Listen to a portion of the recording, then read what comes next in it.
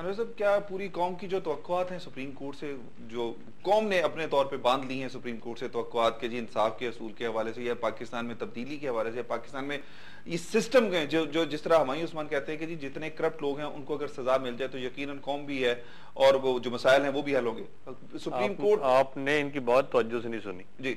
ये कह रहे हैं कि एक तरफ तो ये मसला है करप्शन का, दूसरी तरफ अदालत पर भी इन्होंने एक इल्जाम आयद किया है कि अदालतों को जो काम पहले सबसे पहले अपना घर ठीक करना चाहिए था जी जी। वो अदालतों ने अब तक नहीं किया।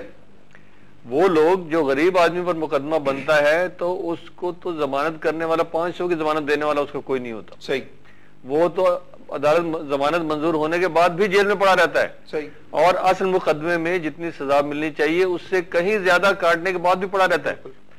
उसको कोई पेशी पे लाना किसी को याद नहीं रहता।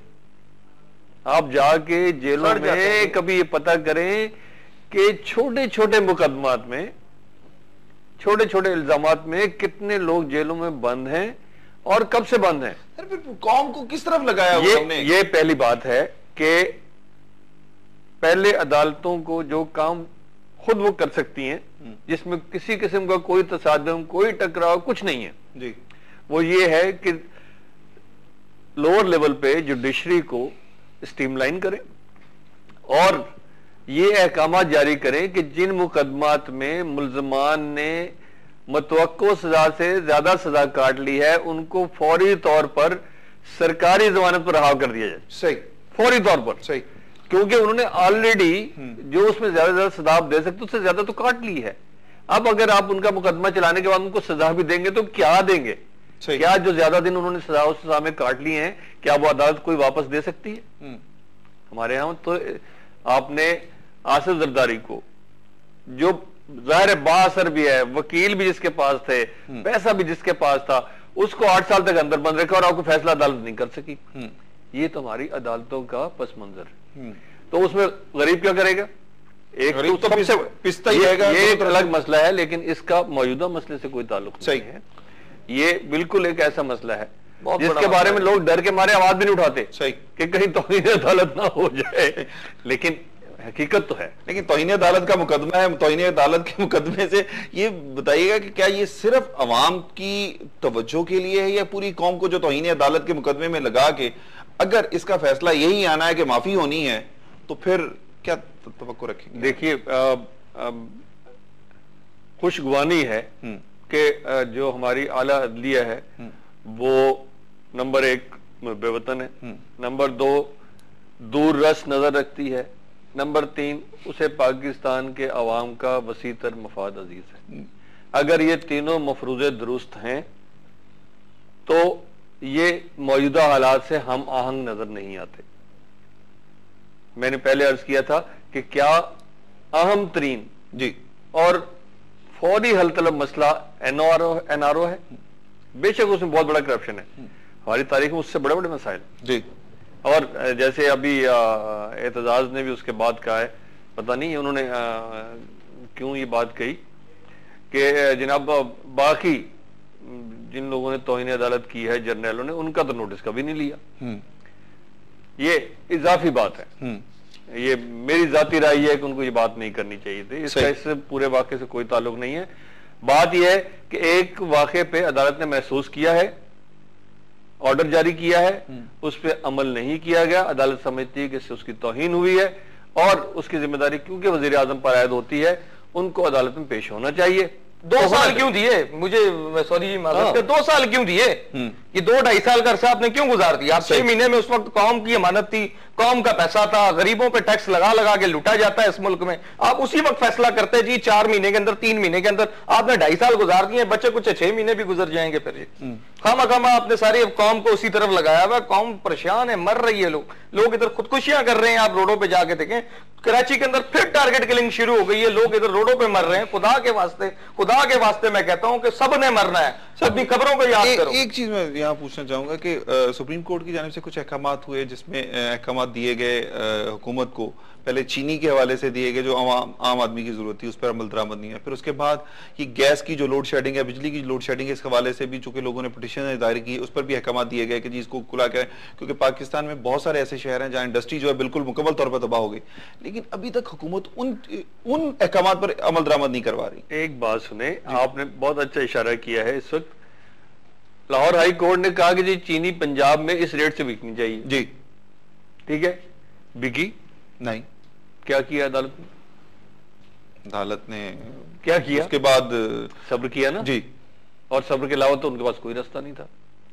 क्या इस असल में बात ये होती है कि जब अदालतें कोई हुक्म जारी करती हैं जी, कोई ऐसा हुक्म जो इंतजामिया के फौरी अमल करने का हो, तो इस बात का भी उनको जायजा लेना चाहिए। ये तस्वर है एक, इस बात का भी उन्हें जायजा लेना चाहिए कि इस पर अमल होने के इम्कानात कितने फीसद है, ठीक है। अगर वो इम्कानात नजर ना आए तो अदालतें उसके लिए कोई और रास्ता अख्तियार करती हैं। ये इसलिए किया जाता है कि अदालतों से जो एक एहतराम का एक तस्वर वाबस्ता है वो मजरूर ना हो। सही।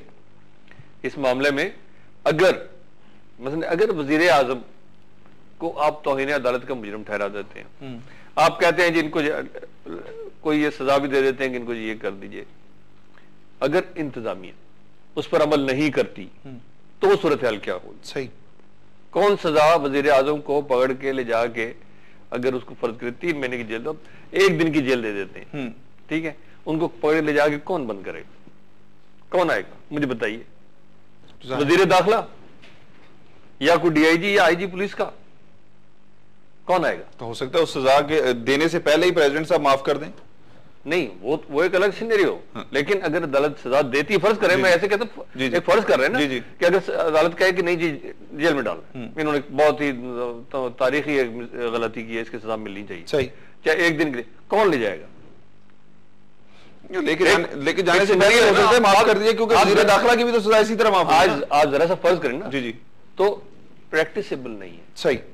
अनलेस के फौज जो उस इदारे पे अमल करने वाला इदारा है वो कह जी हम अमल करेंगे, क्योंकि जब आखिरी इदारा जो रह जाता है जो इंतजामिया से अलग हो के भी पाकिस्तान में कार्रवाई करने की तारीख रखता है वो फौज है। सर, क्या मुमकिन है कि फौज अमल दरामद के लिए, अदालती अहकाम के लिए अदालत फौज को तलब करे? क्या मुमकिन है कि अदालत इस हद तक जाए? सिनेरियो जिस तरह डेवलप हो रहा है, देखिए अभी सारी बातें इफ एंड बट के साथ हैं।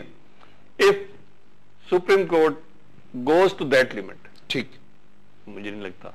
अच्छा, थोड़ा सा मामला तय हो जाएंगे, जरूर समझदारी से काम लेंगे, मुझे मामला तय हो जाएंगे। मैं प्रोग्राम के आखिर की तरफ जाते हुए ये सिर्फ पूछना चाहूंगा कि क्या हम इस सारे सिस्टम में जब पूरी कौम एक तरफ लग गई है कि जी अदालत के फैसले, अदालत के मुतवक्का फैसले, और हुकूमत जा रही है, हुकूमत आ रही है, ये सारे मामला जो है मीडिया में भी आ गए, पर लोगों की तवक्कुआत भी बहुत ज्यादा थी।